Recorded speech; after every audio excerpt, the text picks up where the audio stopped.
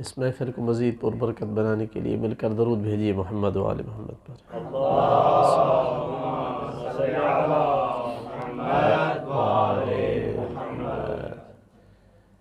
میں سب سے پہلے اس پرمسرت موقع پر تمام عالم اسلامی علماء، مراجع کرام، مومنین و مومنات، بالاخص حجت دوران امام العصر والزمان کی خدمت میں ہدیہ تبریک پیش کرتا ہوں۔ پروردگار ہمیں توفیق دے کہ ہم ان دو ہستیوں کی جن کی ولادت و سعادت کے مناسبت سے ہم پروگرام کر رہے ہیں، ان کی نورانی سیرت سے ہمیں فیض اٹھانے کی توفیق دے، ان کی نورانی تعلیمات کو اپنے اوپر لاگو کرنے کی توفیق دے۔ درود بھیجیے محمد و آل محمد پر۔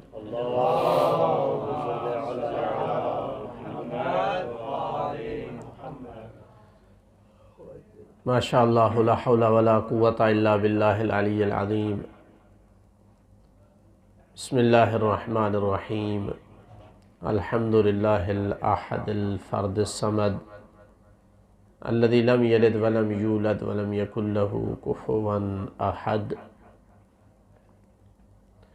والصلاة والسلام على السراج المنیر البشیر النذیر، خیر الاولین والآخرین، سید الانبیاء والمرسلین، ابو القاسم محمد، اللہم صلی علی محمد وعلى آلہ الطیبین الطاہرین المعصومین، واللعنۃ الدائمۃ علی اعدائہم اجمعین۔ اما بعد، فقد قال اللہ سبحانہ وتعالی فی کتابہ المجید، اعوذ باللہ من الشیطان الرجیم، وما ارسلناک الا رحمۃ للعالمین، صلوات۔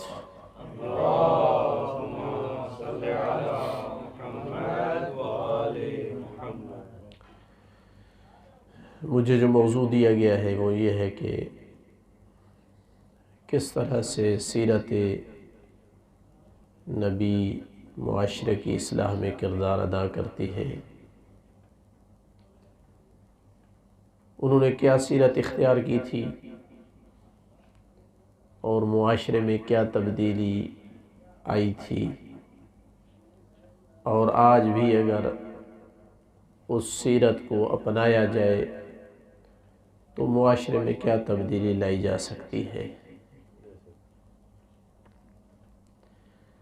نبی اکرم صلی اللہ علیہ وآلہ وسلم کی سیرت طیبہ ایسی سیرت ہے کہ جس سیرت میں کوئی نقص اور خلل نہیں ہے۔ اکمل ترین سیرت اگر کسی انسان کی متصور ہو سکتی ہے تو وہ نبی پاک کی سیرت ہے۔ اس سے آگے نہیں ہے کوئی مرحلہ کہ انسان تصور کرے کہ اس سے بھی کوئی اچھی سیرت اور کردار کا مالک انسان ہو سکتا ہے۔ اگر اس سے اچھا کردار کا مالک، اچھی سیرت کا مالک انسان ہو سکتا، اس کا امکان ہوتا تو وہ میرے نبی ہوتے۔ چونکہ کائنات کی افضل ترین مخلوق، اللہ نے جتنی مخلوق خلق کی ہے وہ ان کے حبیب محمد مصطفیٰ ہیں۔ درود بھیجیے محمد صلی اللہ علیہ وسلم۔ اور افضلیت کا معیار ہمیشہ کردار اور سیرت کی بنیاد پہ ہوتا ہے، چونکہ اللہ تعالیٰ کی رشتہ داری نہیں تھی کسی کے ساتھ۔ اگر رسول خدا ہی افضل مخلوق ہیں تو پھر وہی افضل سیرت اور کردار کے مالک ہیں۔ تو بہت کچھ بولا جا سکتا ہے ان کی سیرت پر، میں نے صرف اس مختصر وقت میں 2-3 پوائنٹ عرض کرنے ہیں۔ اللہ کے رسول نے اپنی سیرت سے جو چیز معاشرے کو دی، اس سیرت میں سے ایک انہوں نے حق کے مواتنہ دیا لوگوں کو۔ یہ عربی اصطلاح ہے، حق المواطنہ، یعنی ہر کسی کو اپنے وطن میں رہنے کا حق ہے۔ کوئی اکثریت میں ہے، کوئی اقلیت میں ہے، کوئی آپ کے ساتھ آپ کے رنگ کا ہے، آپ کے مذہب کا ہے، یا کسی اور رنگ اور مذہب کا ہے،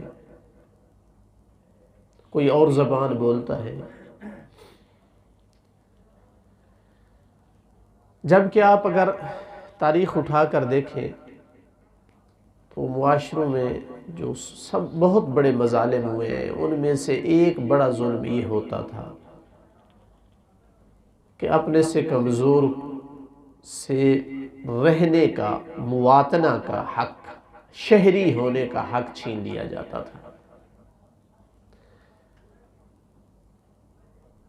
ہزاروں لوگ، لاکھوں لوگ تاریخ میں آپ کو ملیں گے جو ہجرت کرنے پہ مجبور ہو جاتے تھے۔ کوئی عام آدمی، کوئی انسان بھی اپنی مرضی اور اختیار سے اپنا گھر بار، اپنے بچے، اپنا وطن نہیں چھوڑتا ہے۔ یہ ہزاروں اور لاکھوں میں جو ہجرت ہوتی ہے، یہ ہجرت کروائی جاتی ہے۔ یہ صرف یہ نہیں کہ پہلی قوموں میں یا زمانے جاہلیت میں یہ چیز موجود تھی، اگرچہ تھی، اس وقت بھی تھی۔ مثلا انبیاء کو کیا کہتے تھے جو نبیوں پر ایمان نہیں لاتے تھے؟ تو وہ جو دھمکیاں دیتے تھے انبیاء کو، ان میں سے ایک دھمکی یہ ہوتی تھی کہ تم سے شہری ہونے کا حق چھین لیں گے۔ وَقَالَ الَّذِينَ كَفَرُوا لِرُسُلِهِمْ، یہ کسی ایک قوم کی بات نہیں ہو رہی، یہ ساری قومیں اسی طرح کہتی تھی۔ وَقَالَ الَّذِينَ كَفَرُوا، اور کافروں نے اپنے رسولوں سے کہا، لَنُخْرِجَنَّكُم مِّنْ أَرْضِنَا، ہم تمہیں ضرور اپنی زمین سے نکال کر چھوڑیں گے، أَوْ لَتَعُودُنَّ فِي مِلَّتِنَا، مگر یہ ہے کہ تم ہماری ملت اور مذہب میں آ جاؤ۔ ہمارا مذہب قبول کرو تو ٹھیک، اگر تم توحید کی بات کرو گے تو تم سے شہری ہونے کا حق چھین لیں گے اور تمہیں یہاں سے نکال دیں گے، چونکہ یہ ہماری ارض، ہماری زمین ہے، یہ ہماری زمین ہے، تمہیں یہاں سے نکال دیں گے۔ بڑے بڑے دانا، فلاسفہ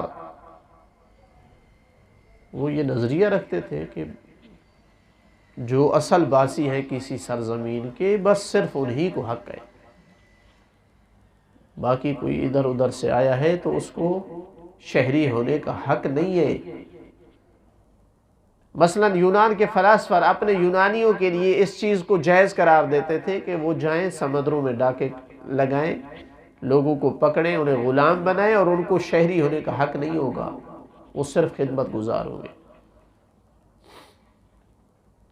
ہر شہری کا عنوان ان پہ نہیں آئے گا، بلکہ اخلاق کی اس ٹائم جو مثال دی جاتی تھی، اخلاقیات جن لوگوں نے پیش کی، افلاطون، ان کے بعد ارسطو، انہوں نے بھی جب ایک مدینہ فاضلہ کا تصور دیا، یعنی ایک مثالی شہر جس میں کسی قسم کی کمی نہ ہو، اس میں بھی انہوں نے غلام سے شہری ہونے کا حق چھین لیا ہے، کہ کچھ لوگ اس میں ضروری ہے کہ وہ غلام ہوں، نوکر ہوں، تبھی ایک اچھا مثالی شہر بن سکتا ہے، اور ان کو شہری ہونے کے حقوق نہیں ہوں گے۔ تو اسلام سے پہلے یہ چیز تھی، اور بعد میں آج تک آپ دیکھ رہے ہیں، یہ کچھ عرصہ پہلے کی ہے روہنگیا مسلمانوں کی جو روداد ہے،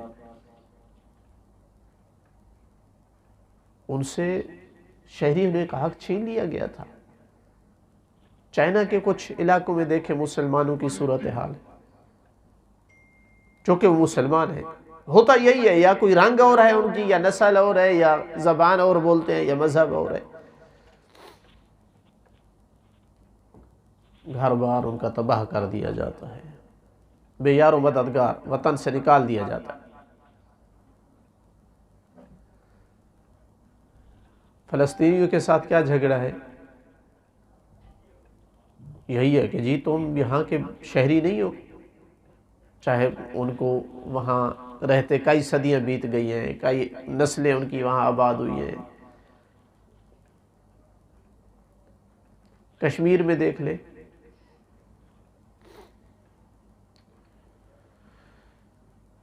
تو کئی ایک جگہ پہ نام کے مسلمان بھی ہیں تو اپنے سے کمزور آدمی کو شہری ہونے کے جو حقوق ہیں وہ دینے کے لیے تیار نہیں ہے۔ اللہ کے رسول کی جو سیرت تھی، زندگی کی ان کے ابتدا سے آخر تک دیکھ لے، بغیر کسی نسل کے، بغیر کسی مذہب و ملت کی تفریق کے، ہر کسی کو جہاں اختیارات بھی تھے، ہر کسی کو بغیر تفریق کے شہری ہونے کا حق دیا ہے۔ مدینہ میں جب سٹیٹ قائم کی ہے تو ازلی دشمن تھے یہود، لیکن ان کے ساتھ معاہدہ کیا ہے کہ ہمارا دفاع ایک ہوگا، تمہارا دشمن ہمارا دشمن ہوگا، ہمارا دشمن تمہارا دشمن ہوگا۔ حتیٰ کہ بعض دفعہ انہوں نے خیانتیں کی ہیں اور پھر مصالحت کی ہے تو پھر مصالحت کر لی ہے۔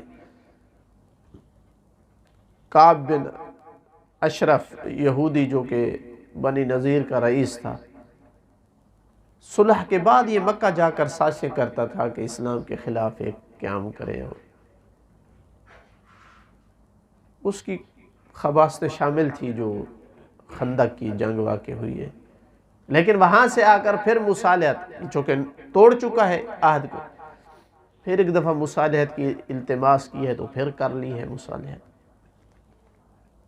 تو اللہ کے نبی نے اپنی سیرت سے بتایا ہے جو جس سرزمین پر آباد ہے، گھر بار ہے، بیوی بچے ہیں اس کے، مثلا رہائشی ہے اس علاقے کا، تو بغیر تمیز اور تفریق کے، یہ ارض و نہ ہماری زمین نہیں ہے، یہ اللہ کی زمین ہے جو اس نے اپنی مخلوق کے لیے خلق کی ہے۔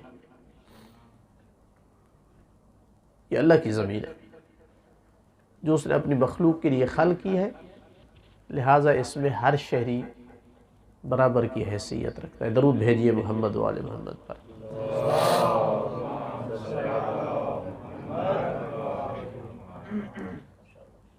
تو خلاصہ میری بات کا یہ ہوا کہ خود مہاجرت کی زندگی گزاری ہے، مکہ کے اکثر مسلمان مہاجر ہوئے ہیں پر کسی کو مہاجر بنایا نہیں ہے،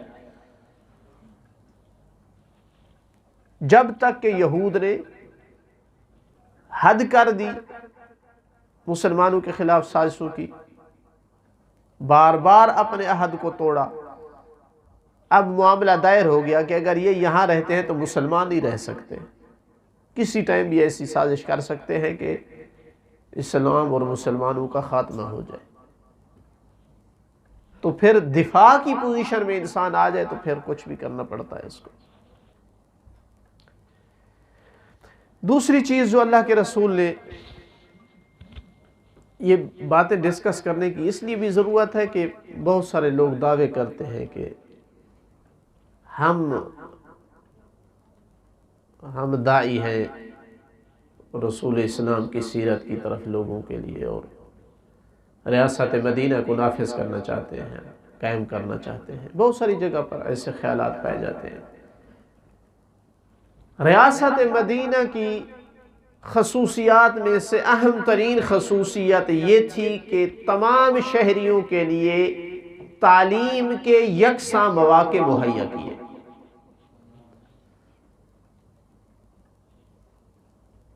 وہ معاشرہ جس میں اللہ کے رسول آئے تھے شرح خواندگی نہ ہونے کے برابر تھی، یعنی ہزاروں لاکھوں لوگوں میں کوئی 5-10 پڑھے لکھے ہوتے تھے، لیکن اللہ کے رسول نے ہر طرح سے، ہر ممکن طریقے سے وہاں کے باسیوں کی تعلیم کا بندوبست کیا، بڑی بڑی قیمتیں ادا کی، لیکن سب کے لیے تعلیم کے مواقع فراہم کیے، خود تعلیم دی۔ اچھا، ایک طریقہ ہوتا ہے رغبت دلانے کا۔ اب اللہ کے رسول جو سلطان الانبیاء ہیں، سردار ہیں انبیاء کے، کائنات میں افضل ترین ہیں، ان تمام القاب کو، اپنے تمام مقامات کو چھوڑ کر فخر کر کے جو فرمایا کرتے تھے، فرماتے تھے انی بعثت معلما، مجھے ایک ٹیچر بنا کر بھیجا گیا ہے، یہ میرے لیے ایک فخر کی بات ہے کہ میں دنیا کے لیے استاد بن کر آیا ہوں۔ اور جس چیز کو اپنے لیے تواضع اور عاجزی سمجھتے تھے، اپنی شاگردی کا اعتراف کر کے فرماتے تھے رب زدنی علما، خدایا میرے علم میں اضافہ فرما۔ تو ان دو چیزوں کو دیکھیں تو لگتا ہے کہ نبی پاک کی زندگی کا ہدف تعلیم اور تعلم تھا، اللہ سے سیکھنا ہے اور لوگوں کو سکھانا ہے۔ اس انداز میں رغبت دلائی تعلیم کی۔ میں نے عرض کیا کہ سب کے لیے یکساں مواقع مہیا کیے۔ سیرت کی کتابیں اٹھا کر دیکھیں، جب محفل میں تعلیم دینے کے لیے بیٹھتے تھے، جتنے افراد ہوتے تھے، ہر کسی کو یہی لگتا تھا کہ جتنی نگاہ اللہ کے رسول نے کسی بڑے کی طرف کی ہے، اتنی ہی نگاہ محفل میں میری طرف بھی کی ہے۔ ہر شاگرد پر برابر نگاہ تھی۔ کوئی غلام بیٹھا ہے، کوئی سردار بیٹھا ہے، کوئی قریشی بیٹھا ہے، کوئی کسی قبیلے سے بیٹھا ہے، ہر بندے کو مساوی حق دیتے تھے نگاہ کرنے کا، چونکہ استاد کی نگاہ شاگرد پر اس کا تعلیم میں ایک حصہ ہے۔ جو استاد اپنی کلاس میں کچھ طلبہ کو مہمل چھوڑ دیتے ہیں، کبھی ان کی طرف توجہ نہیں دی، اکثر ایسے طلبہ میں سیکھنے کی رغبت کم ہو جاتی ہے۔ یکساں مواقع مہیا کیے، بڑی بڑی قیمتیں ادا کی تعلیم دلانے کے لیے۔ اس سے بڑی قیمت کیا ہو سکتی ہے کہ وہ مشرکین مکہ جو جنگ میں قیدی ہو گئے، جو قتل کرنے کے لیے آئے تھے نبی پاک کو، مسلمانوں کو، جب وہ قیدی ہو جاتے ہیں تو انہیں کہتے ہیں تم میں سے جو میرے صحابہ میں سے 10 کو تعلیم دیتا جائے، میں اس کو آزاد کرتا جاؤں گا۔ ازلی دشمن کو اس عمل سے بتایا کہ تعلیم کتنی مہم ہے، اس عمل سے بتایا کہ وہ معاشرہ ترقی نہیں کر سکتا ہے جس میں علم نہ ہو۔ معاشروں کی تباہی اور بربادی کا سب سے بڑا سبب جہالت ہوتی ہے۔ اور جہالت کیوں ہوتی ہے؟ اکثر جگہ پہ آپ دیکھیں گے اس میں بڑے لوگوں کا کردار ہوتا ہے۔ معاشرے کو جاہل رکھتے ہیں تاکہ ہماری غلامی کرے۔ تو لہٰذا میں عرض کروں گا کہ جو بھی ریاست مدینہ قائم کرنے کا داعی ہے، وہ ذرا سب سے پہلے یہ چیز ثابت کر کے دکھائے کہ جس سکول میں وزیروں اور مشیروں کے بچے پڑھیں، انہی سکولوں میں ایک ریڑھی لگانے کے والے کا بچہ بھی پڑھ رہا ہے۔ اگر اس طرح تعلیم کے یکساں مواقع مہیا ہیں تو یہ پھر کہنے کا حق رکھتا ہے کہ یہ ریاست مدینہ ہے۔ لیکن جو دیکھنے میں آیا ہے وہ ایسا نہیں ہے۔ بڑے ذہین بچے ہیں، غریبوں کے وہ ضائع ہو رہے ہیں، انہیں اور سکولوں میں رکھا جاتا ہے۔ بڑے لوگوں کے بچے اور سکولوں میں تعلیم حاصل کرتے ہیں۔ تو اللہ کے رسول نے معاشرے میں جو اپنی سیرت سے تبدیلی کی، ان تبدیلیوں میں سے ایک یہ تھا کہ مقایسہ نہیں کیا جا سکتا کہ اسلام سے پہلے کیا صورتحال تھی شرح خواندگی کی، اور رحلت نبی کے وقت کہاں پہنچ چکا تھا معاشرہ شرح خواندگی میں۔ درود بھیجئے محمد و آل محمد پر۔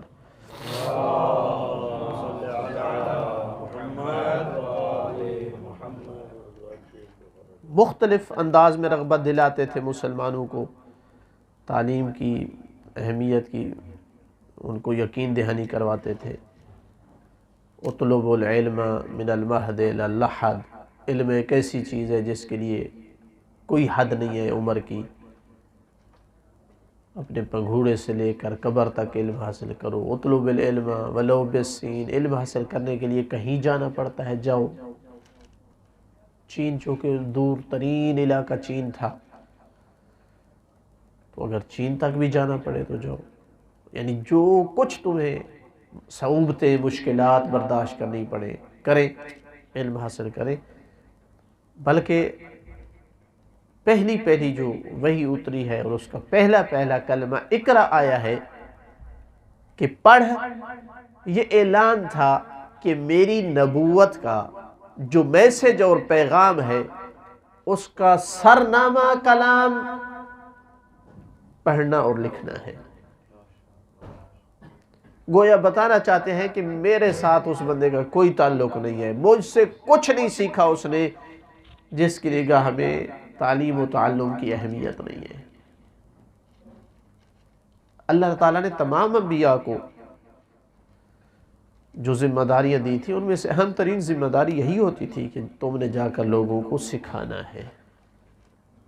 اذ اخذ اللہ میثاق الذین اوتوا الکتاب لتبینہ للناس ولا تکتمونہ، اس آیت میں شدید ترین مذمت ہے ان لوگوں کی کہ جو اس تعلیم و تعلم کو اہمیت نہیں دیتے، ان کے پاس علم آ جاتا ہے آگے نہیں سکھاتے۔ فرمایا کہ اللہ نے میثاق اور عہد لیا تھا ان لوگوں سے جن کے پاس کتاب آئی، یہود و نصارہ، تاکہ وہ لوگوں کو بیان کریں، ولا تکتمونہ، اور اس کو نہ چھپائیں۔ فنبذوہ وراء ظہورہم، ان لوگوں نے اپنی پشتوں کے پیچھے اس تعلیم کو پھینک دیا۔ شدید الفاظ میں قرآن نے مذمت کی ہے۔ تیسرا پوائنٹ جو عرض کرنا چاہتا ہوں، انتہائی اہم ترین ہے آج کے زمانے اور دور میں، اسے عربی اصطلاح میں کہا جاتا ہے تعایش سلمی۔ ایک تو دعوت دی جاتی ہے ہفتہ وحدت اور اس عنوان سے، یہ ایک مفہوم ہے، بہرحال اس کی مختلف تفسیریں کی گئی ہیں۔ ایک مفہوم ہے تعایش سے سلمی، یعنی مطلب امن اور سکون سے دوسروں کے ساتھ رہنا، پیار اور محبت سے دوسروں کے ساتھ رہنا، چاہے وہ مذہب میں آپ سے مختلف ہیں، نظریات میں مختلف ہیں، قوم میں مختلف ہیں، زبان میں مختلف ہیں، لیکن ارد گرد کے جتنے لوگ ہیں ان کے ساتھ امن سے، سکون سے، محبت سے، ایک دوسرے کی ضرورت کے وقت ہیلپ کرنا، مدد کرنا، ایک دوسرے کے تجارب سے فائدہ اٹھانا، صلاحیات سے فائدہ اٹھانا، ایک دوسرے کا مشترکہ دفاع کرنا، میں اپنے نظریے پہ، باقی وہ اپنے نظریے پہ، میں اپنے مذہب پہ، وہ اپنے مذہب پہ، میں اپنی زبان پہ، باقی وہ اپنی زبان پہ، ہر کسی کو اپنی رائے اور مذہب مبارک، لیکن اس کے باوجود پیار و محبت سے رہنا، احترام کی زندگی بسر کرنا۔ میں مسلمان ہوں، وہ کافر ہے، اکٹھے رہ رہے ہیں، ہندو ہے تو وہ مشکل میں اس کی مدد کرنا، ظاہر ہے وہ میری کرے گا۔ احترام کرنا جہاں ملے، اس کے اندر کوئی صلاحیت ہے تو میں اس سے فائدہ اٹھاؤں، میرے اندر ہے وہ مجھ سے فائدہ اٹھائے۔ اس کو تعایش سے سلمی کہا جاتا ہے عربی اصطلاح میں۔ بعض علماء کہتے ہیں کہ اللہ کے رسول نے جو معاشرے کو دی ہے جو چیزیں اپنی سیرت سے، قول سے، عمل سے، وہ ان میں سے ایک چیز امن اور سکون کی زندگی ہے۔ اس میں اقوال بھی ہے نبی پاک کے، اپنی سیرت اور ان کا کردار بھی ہے۔ دوسرے لفظوں میں نبی پاک کی سیرت کبھی بھی یہ نہیں کہتی کہ جو بھی آپ کے ساتھ زبان میں مختلف ہے، مذہب میں مختلف ہے، نظریات میں مختلف ہے، اس کے ساتھ آپ ہمیشہ تناؤ کی زندگی بسر کریں، ہمیشہ نزاع کی زندگی بسر کریں، ہمیشہ ایک دوسرے کا سکون اور امن جو ہے وہ خراب کر کے رکھیں۔ علیکم السلام۔ یہ اس لیے کہ انسان اس دنیا میں، یعنی یہ پیغام اور سیرت جتنے بھی ہے نبی پاک کا، انسان کی فطرت کے عین مطابق ہے۔ انسان اس دنیا میں لوگوں کے انس کا محتاج ہے، وحشت کرتا ہے فطری طور پر لوگوں کی دشمنی سے، پسند کرتا ہے فطری طور پر لوگ اس کا احترام کریں، اس سے محبت کریں۔ کوئی ہے جو چاہتا ہوں لوگ مجھ سے نفرت کریں، میرے ساتھ دشمنی کریں، میری بے احترامی کریں؟ کوئی بھی نہیں چاہتا۔ اسلام ایسی تعلیمات لے کر کے ہے جو فطرت کے مطابق ہیں۔ اللہ کی جو بڑی بڑی نعمتیں شمار کی گئی ہیں روایات میں کہ صحت ہو اور گھر کی روزی اور بڑا رزق ہو، یعنی وسعت ہو، بڑا مکان ہو، رزق میں وسعت ہو، ان بڑی نعمتوں میں سے ایک یہ ہے کہ امن اور سکون کی زندگی ہو۔ ان میں سے کوئی نعمت بھی آپ کے پاس نہ ہو تو زندگی کا مزہ کرکرا ہو جاتا ہے۔ رزق تو وسیع ہے لیکن باہر ہے، دوسرے ملک میں ملتا ہے۔ رزق ہے لیکن صحت نہیں ہے، صحت ہے لیکن امن نہیں ہے، 24 گھنٹے ٹینشن ہے، کبھی کوئی حملہ کر سکتا ہے، کبھی کوئی ڈاکہ لگا سکتا ہے، کبھی کوئی مار سکتا ہے۔ چاہے رزق بھی ہو، چاہے آپ کا گھر بھی بڑا ہو، صحت بھی ہو، تب بھی زندگی کا سکون نہیں ہے۔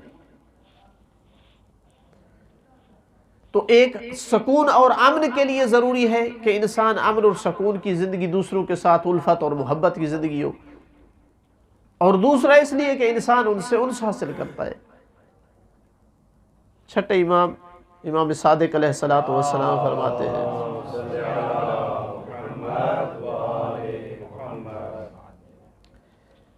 انه لا بد لكم من الناس ان احدا لا يستغني عن الناس فی حیاتہ۔ فرماتے ہیں ضروری ہے لوگوں کا تمہارے لیے ہونا، کوئی ایسا آدمی نہیں ہے جو کہے کہ مجھے لوگوں کی ضرورت نہیں ہے۔ لا بد لبعضهم من بعض، ضروری ہے لوگ ایک دوسرے کے محتاج ہوتے ہیں، ایک دوسرے کی ان کو ضرورت ہوتی ہے۔ تو انسان چونکہ اپنی فطرت میں محتاج تھا اس بات کا کہ وہ دوسرے لوگوں سے انس حاصل کرے، محتاج تھا کہ وہ امن اور سکون کی زندگی بسر کرے، تو اللہ کے نبی ایسی سیرت لے کر کے آئے، اور وہ بھی اس معاشرے میں آئے جہاں سکون نام کی کوئی چیز نہیں تھی۔ کوئی بندہ اتنا عرصہ زندگی بسر کر سکتا تھا جتنا عرصہ اس کے پاس پاور ہوتی تھی، بس جس دن کمزور ہوا اس کے بعد اس کی زندگی ختم، غلامی کی زندگی ہوگی۔ چونکہ ہر بڑا قبیلہ چھوٹے پہ حملہ کرتا، خواتین کو کنیزیں اور مردوں کو غلام بنا لیتا، ان کے مال اور جائیداد کو اپنے قبضے میں لے لیتا۔ ایسے معاشرے میں آئے اور ایسا پیغام لے کر کے آئے۔ میں روایت میں پڑھ رہا تھا کہ لوگ پوچھتے تھے یہ تعلیمات کہاں سے لے کر کے آئے ہیں، اتنی فطرت کے اوپر بیٹھنے والی تعلیمات۔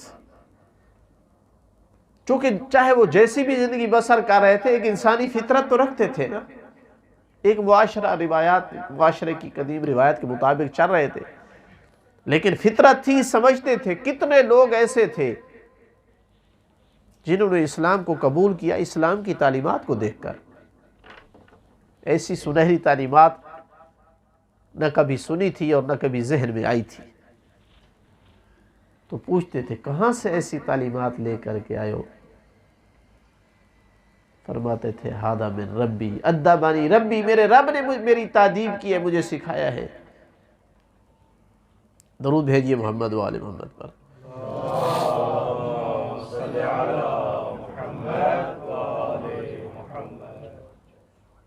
کبھی بھی وہ معاشرہ ترقی نہیں کر سکتا جس میں امن اور سکون نہ ہو، نہ تعلیم میں، نہ اقتصاد میں، نہ صحت میں۔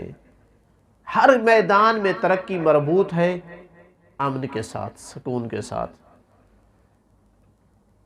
تو ایسی تعلیمات نہیں ہے اسلام میں کہ آپ ہمیشہ دوسرے کے ساتھ خانے جنگی کی حالت میں رہیں، ہمیشہ لڑائی کی پوزیشن میں رہیں، ہمیشہ دشمنی کی شکل میں رہیں، چونکہ وہ آپ کے ساتھ موافق نہیں ہے نظریات میں۔ جبکہ ایسا معاشرے میں ابھی تک موجود ہے، کتنے لوگوں کو نشانہ بنایا جا رہا ہے ظلم کا، ان کے ساتھ نفرت کی زندگی ہے،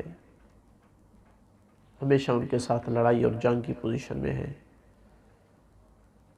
سکون نہیں ہے ان کی زندگیوں میں، اس لیے کہ معاشرے نے سیرت نبی کا نہ مطالعہ کیا ہے، نہ اس کو لاگو کرنے کی کوشش کی ہے۔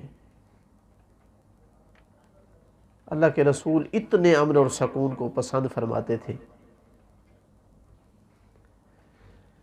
کہ جنگ میں جو قیدی ہو کر کے آتے تھے، میں پہلے بھی مثال میں نے عرض کی ہے، ان کے ساتھ بھی محبت اور پیار کا سلوک کرتے تھے۔ کتنی مثالیں آپ کو ایسی ملیں گی۔ یہ باقاعدہ اس چیز پر اگر مطالعہ کریں نا کہ قیدیوں کے ساتھ اللہ کے رسول کا سلوک کیا تھا، اور قیدی کو ذہن میں بھی رکھے کہ یہ اکثر قیدی وہ تھے جو خون کے پیاسے تھے۔ ان میں سے مثلا ایک مثال عرض کروں کہ جب قبیلہ طے پہ حملہ کیا ہے، چونکہ وہ سوچ رہے تھے مسلمانوں کے خلاف جنگ کرنے کی، تو قیدیوں میں ایک خاتون تھی جو حاتم طائی کی بیٹی تھی۔ اللہ کے رسول نے پہچان لیا، فرمایا اکرموا عزیز قوم ذل وغنی قوم افتقر۔ کسی بھی قوم کا، اب اس میں مسلمان نہیں ہے، مومن نہیں ہے، کوئی بھی قوم، اور ظاہر میں جو مقابل ہے وہ غیر مسلم ہے، کسی بھی قوم کا عزیز ہو تو اس کا احترام کرو، کسی بھی کہ جو ذلیل ہو چکا ہے، کسی بھی قوم کا غنی اور مالدار تھا اب غریب ہو چکا ہے تو اس کو احترام دو۔ اس خاتون کو آزاد کر دیا، کہا ان اباہا کانا یحب مکارم الاخلاق، گو کافر تھا لیکن اچھے اخلاق سے محبت کرتا تھا، چھوڑ دو اس کو۔ جو چیز اس سے لوٹی گئی، چھینی گئی تھی، وہ بھی اس کو واپس کر دی۔ روایت میں ہے کہ وہ خاتون مسلمان ہو جاتی ہے اور کہتی ہے کہ اللہ کرے کہ جب بھی کوئی قیدی ہو اور اس کا مال لوٹا جائے تو اسے آپ کے حوالے کر دیا جائے، آگے منصف آپ جیسا بیٹھا ہو، دنیا میں کوئی بھی ایسا اگر قیدی ہو۔ فرمایا تجافوا عن عقوبت ذوی المروءہ، کوئی بھی صاحب مروت ہے، کسی قوم قبیلے سے، کسی مذہب سے بھی ہے، اس کو سزا دینے سے اجتناب کرو۔ اذا اتاکم کریم قوم فکرموہ، کسی بھی قوم کا کریم آدمی آتا ہے اس کو احترام دو۔ فقیل یا رسول اللہ من ادبک، یا رسول اللہ ایسی تعلیمات کس نے آپ کو سکھائی ہیں؟ قال ادبنی ربی، میرا رب مجھے سکھاتا ہے۔ اتنے امن اور سکون کی مصالحت، امن و آشتی کی اتنی تعلیم تھی نبی پاک کے پاس، اتنے مجسم تھے اس معنی میں کہ بھیجنے والے نے پہلے سے اعلان کر دیا وَمَا أَرْسَلْنَاكَ إِلَّا رَحْمَةً لِّلْعَالَمِينَ، ہم نے تجھے مجسم رحمت بنا کے بھیجا ہے عالمین کے لیے۔ اس میں ہر کوئی آ رہا ہے، ہر آدمی اس میں آ رہا ہے جو بھی عالمین کے دائرے میں داخل ہے۔ اللہ تعالیٰ نے کہاں تعلیم دی؟ قرآن میں 10 آیات ہیں جہاں اللہ نے اپنے نبی کو اس بات کی تعلیم دی، خُذِ الْعَفْوَ وَأْمُرْ بِالْعُرْفِ، نعم، عفو اور درگزر سے کام لے اور معروف کا امر دے۔ قُولُوا لِلنَّاسِ حُسْنًا، لوگوں کو اچھی باتیں کہو، مسلمانوں کی صرف نہیں، لوگوں کو اچھی باتیں کہو۔ وَأَقِیمُوا الصَّلَاةَ وَادْعُ إِلَىٰ سَبِیلِ رَبِّکَ بِالْمَوْعِظَةِ وَالْحِکْمَةِ، لوگوں کو تعلیم دو، بلاؤ حکمت کے ساتھ، موعظہ اور نصیحت کے ساتھ۔